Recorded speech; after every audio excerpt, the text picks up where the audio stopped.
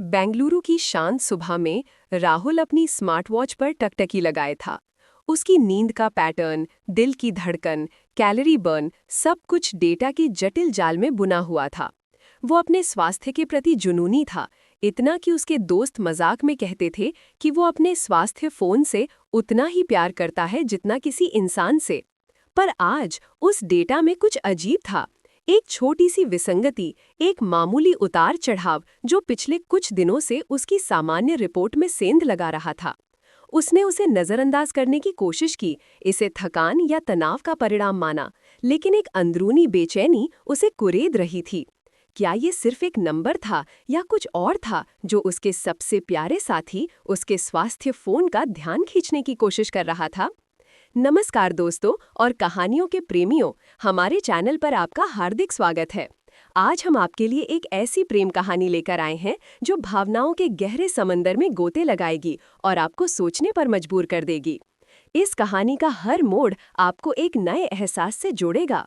बेहतर अनुभव के लिए अपने हेडफोन लगा लीजिए, दुनिया की हलचल से खुद को अलग कर लीजिए और इस सफर पर हमारे साथ चलिए।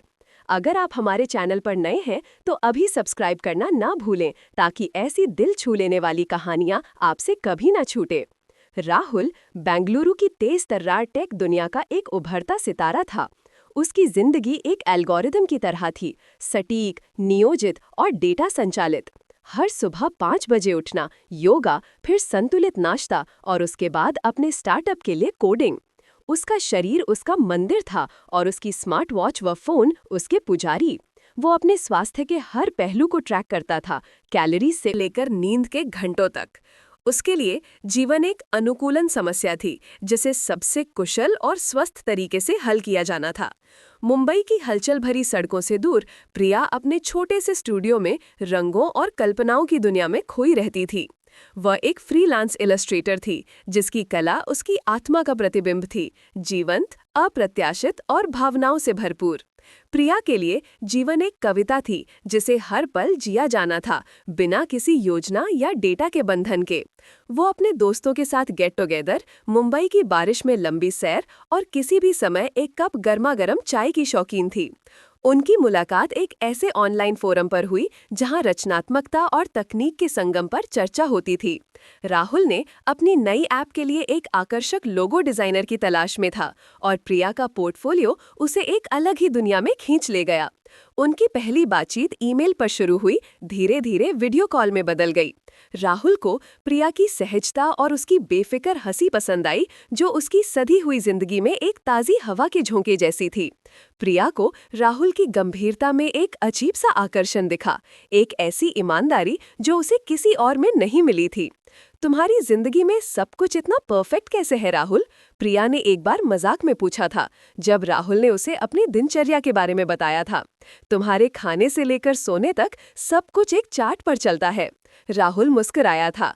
परफेक्शन नहीं प्रिया, बस संतुलन। मैं अपने स्वास्थ्य को लेकर लापरवाह नहीं हो सकता। और रोमांस को लेकर प्रिया ने छेड़ा था, क्या उसका भी कोई एल्गोरिदम है तुम्हारे पास? राहुल उस पल थोड़ा असहज हो गया था। नहीं, रोमांस थोड़ा ज्यादा जटिल है मुझे लगता है। उनकी लंबी दूरी का रिश्ता पनपने लगा था। वे घंटों वीडियो कॉल पर बातें करते, अपने दिन की छोटी बड़ी बातें साझा करते। राहुल ने प्रिया को अपने स्टार्टअप के सपनों के बारे में बताया और प्रिया ने उसे अपनी कलाकृतियों और मुंबई के समुद्री किनारों की कहानियों से मंत्रमुग्ध कर दिया। उनकी पहली मुलाकात बेंगलुरु में हुई। प्रिया मुंबई से बेंगलुरु आई थी। राहुल ने उसके लिए एक पूरा शेड्यूल बना रखा था, शहर के सबसे अच्छे रेस्टोरेंट, शांत कैफे और एक टेक एक्सपो। प्रिया को राहुल का ये व्यवस्थित अंदाज पहले तो थोड़ा अटपटा लगा, लेकिन उसकी आंखों में उसके लिए जो चमक थी वो सब कुछ भुला देती थी। बेंगलुरु की शामें, उसकी शांत झीलें और आधुनिक इमारतें उनके बडिंग रोमांस की गवाह बनी। राहुल, क्या तुम एक पल के लिए भी अपने फोन से दूर नहीं रह सकते? प्रिया ने एक बार कहा था जब वे कैफे में बैठे थे और राहुल अपनी स्मार्ट वॉच पर अपनी दिल की धड़कन जांच रहा था। राहुल ने नजरें उठाईं। बस 1 मिनट प्रिया, मेरा ऐप कह रहा है कि मेरी दिल की धड़कन थोड़ी तेज है, शायद इस कॉफी की वजह से। प्रिया ने हंसते हुए कहा, या शायद मेरी वजह से? राहुल थोड़ा शर्मा गया था।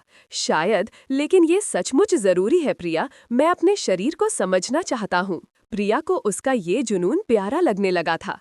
वो राहुल को माय हेल्थ कॉन्शियस बॉयफ्रेंड कहकर चिढ़ाती और राहुल बस मुस्कुरा देता। धीरे धीरे राहुल भी प्रिया की दुनिया में ढलने लगा। उसने मुंबई की अप्रत्याशित बारिश में बिना छाते के घूमने का आनंद लिया।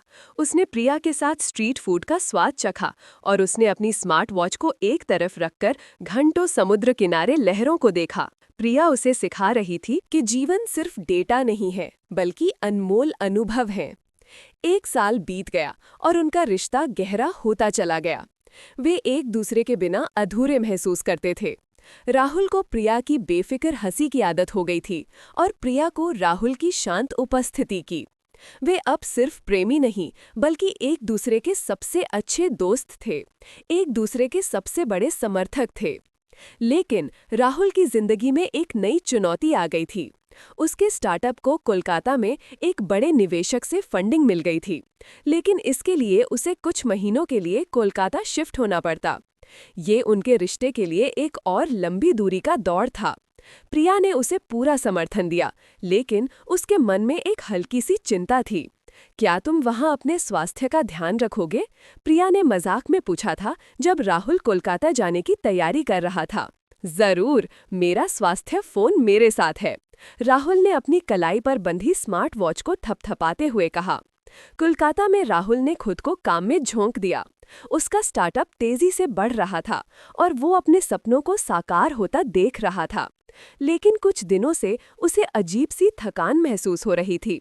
उसकी स्मार्ट वॉच और फोन ऐप पर उसकी नींद के पैटर्न में लगातार गिरावट दिख रही थी और उसकी दिल की धड़कन में कभी-कभी असामान्य स्पाइक्स भी।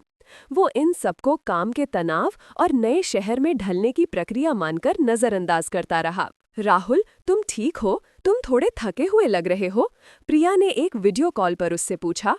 हाँ, बस काम का बोझ है प्रिया, कोलकाता में सब कुछ नया है तो थोड़ा एडजस्ट करना पड़ रहा है, राहुल ने कहा, लेकिन उसकी आवाज में पहले जैसी ऊर्जा नहीं थी। अगले कुछ हफ्तों में राहुल की थकान बढ़ती गई। उसे अक्सर चक्कर आते और कभी-कभी उसकी सांस फूलने लगती। उसके स्वास्थ्य फोन पर लगातार अलर्ट आते रहते थे। अनियमित दिल की धड़कन, नींद की गुणवत्ता खराब, तनाव का स्तर उच्च। वो इन अलर्ट को बंद कर देता या उन्हें गलत रीडिंग कहकर खारिज कर देता। उसे लगता था कि उसका शरीर बस ज्यादा काम करने की वजह से प्रतिक्रिया दे रहा है। प्रिया ने उसकी आवाज में बदलाव महसूस किया। उसकी चमकती आंखें अब बुझी-बुझी सी लगती थीं। राहुल, मुझे चिंता हो रही है, तुम ठीक से खा नहीं रहे हो और मुझे लगता है कि तुम खुद को बहुत ज्यादा थका रहे हो। क्या तुमने डॉक्टर से बात की? नहीं प्रिया, सब ठीक है, मैं बस थोड़ा आराम करूंगा, राहुल टाल गया। वो अपने परफेक्ट स्वास्थ्य पर इतना भरोसा करता था कि उसे लगा कि ये सिर्फ एक अस्थायी फेज है। उसका स्वास्थ्य फोन, जो कभी उसका सबसे अच्छा दोस्त था, अब उसे डरा रहा था। वो उन अलर्ट्स को देखना नहीं चाहता था। एक दिन राहुल अपने ऑफिस में बैठा था जब अचानक उसे चक्कर आया और वो अपनी कुर्सी से गिर पड़ा। उसके सहकर्मी घबरा गए और उसे तुरंत अस्पताल ले गए। जब वो होश में आया तो उसके फोन पर प्रिया के अनगिनत मिस्ड कॉल थे। उसने उसे तुरंत कॉल किया। राहुल, तुम ठीक हो? मैं तुम्हें कितनी देर से कॉल कर रही थी। प्रिया की आवाज में घबराहट थी। राहुल ने उसे बताया कि क्या हुआ। प्रिया ने बिना एक पल गवाए मुंबई से कोलकाता के लिए अगली फ्लाइट बुक कर ली। वो जानती थी कि राहुल को उसकी जरूरत है। अस्पताल में डॉक्टर्स ने राहुल के कई टेस्ट किए। जब रिपोर्ट आई तो राहुल के पैरों तले जमीन खिसक गई। उसे एक दुर्लभ हृदय की स्थिति थी जिसे मायोकार्डियल एरिथमिया कहते हैं। ये ऐसी स्थिति थी जिसमें दिल की धड़कन अनियमित हो जाती है और अगर इसका समय पर इलाज ना हो तो ये जानलेवा साबित हो सकती है। डॉक्टर ने बताया कि ये बीमारी अक्सर पहले पता नहीं चलती, लेकिन राहुल के केस में उसके स्वास्थ्य फोन ने लगातार असामान्य रीडिंग दी थी, जो एक शुरुआती चेतावनी थी। आपके फ़ोन ने जो अलर्ट दिए थे वे सही थे राहुल। अगर आपने उन पर पहले ध्यान दिया होता तो शायद ये स्थिति इतनी गंभीर न होती, डॉक्टर ने समझाया। राहुल स्तब्ध रह गया। उसका सबसे विश्वसनीय साथी, उसका स्वास्थ्य फ़ोन जिसे उसने अपने शरीर का सबसे अच्छा दोस्त माना था, उसने उसे चेतावनी दी थी और उसने ही उसे नज़रअंदाज कर दिया था। वो अपने आंसुओं को रोक नहीं पाया। उसने अपनी परफेक्ट जिंदगी के भ्रम में अपने ही शरीर की पुकार को अनसुना कर दिया था।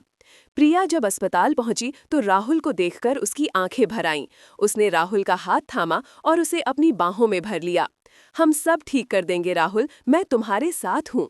राहुल ने प्रिया की ओर देखा, उसकी आंखों में कृतज्ञता थी। प्रिया, मेरा स्वास्थ्य फोन, उसने मुझे बचाने की कोशिश की लेकिन मैंने उसकी सुनी नहीं। उसने तुम्हें रास्ता दिखाया राहुल, लेकिन असली ताकत तो तुम्हारे अंदर है और मेरे प्यार में। प्रिया ने उसके माथे पर चुंबन करते हुए कहा। अगले कुछ हफ्तों में राहुल ने सर्जरी करवाई। ये एक जटिल सर्जरी थी, लेकिन प्रिया हर पल उसके साथ खड़ी थी। उसने राहुल के लिए खाना बनाया, उसे कहानियां सुनाई और उसे हंसाया, भले ही उसके अपने आंसू अंदर ही अंदर बह रहे थे। राहुल ने प्रिया की आंखों में अपने लिए जो अटूट प्यार देखा, उसने उसे जीने की एक नई वजह दी। सर्जरी सफल रही और राहुल धीरे धीरे ठीक होने लगा। अस्पताल के बिस्तर पर लेटे हुए राहुल ने अपनी कलाई पर बंधी स्मार्ट वॉच को देखा। अब वो उसे एक अलग नज़र से देख रहा था। ये सिर्फ डेटा का एक संग्रह नहीं था, बल्कि एक साइलेंट अलार्म था, एक ऐसा दोस्त जिसने उसे खतरे से आगाह किया था। लेकिन उसे ये भी एहसास हुआ कि डेटा सिर्फ एक टूल है।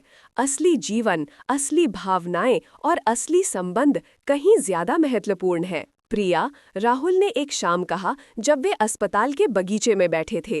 तुम सही थी, जिंदगी सिर्फ एल्गोरिदम नहीं है, ये भावनाओं, अनुभवों और प्यार का एक जटिल जाल है। प्रिया ने मुस्कुराते हुए उसका हाथ थामा।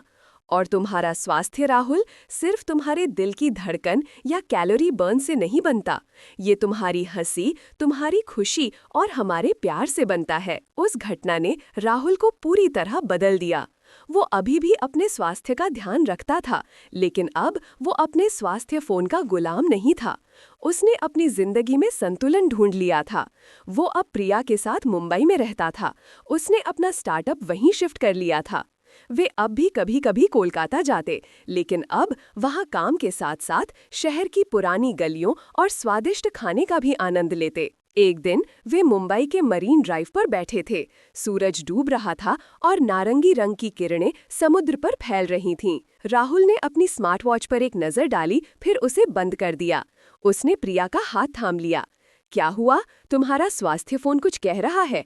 प्रिया ने मजाक में पूछा। राहुल ने मुस्कुराते हुए कहा, हाँ, वो कह रहा है कि मेरा दिल बिल्कुल ठीक है और ये भी कह रहा है कि मुझे अब तुम्हें और किसी भी चीज से ज्यादा देखना चाहिए। प्रिया हंस पड़ी और राहुल के कंधे पर सिर रख दिया।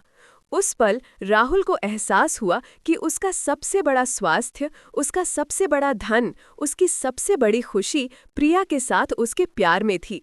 उसका स्वास्थ्य फोन एक महत्वपूर्ण उपकरण था जिसने उसे बचाया था, लेकिन प्रिया का प्यार उसे हर दिन जीने की वजह दे रहा था। ये एक ऐसी कहानी थी जहां स्वास्थ्य फोन में एक प्रेम कहानी को एक नया मोड़ दिया, लेकिन अंत में प्यार ही सबसे बड़ा हीलर साबित हुआ।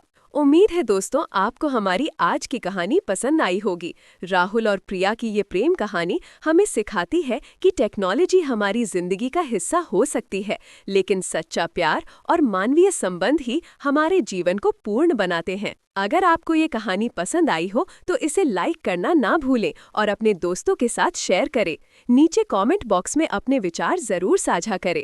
और हाँ, अगर आपने अभी तक हमारे चैनल को सब्सक्राइब नहीं किया है तो ऐसी और दिल छू लेने वाली कहानियों के लिए अभी सब्सक्राइब करें। हम जल्द ही एक नई कहानी के साथ वापस आएंगे। तब तक के लिए अपना और अपनों का ध्यान रखें। धन्यवाद।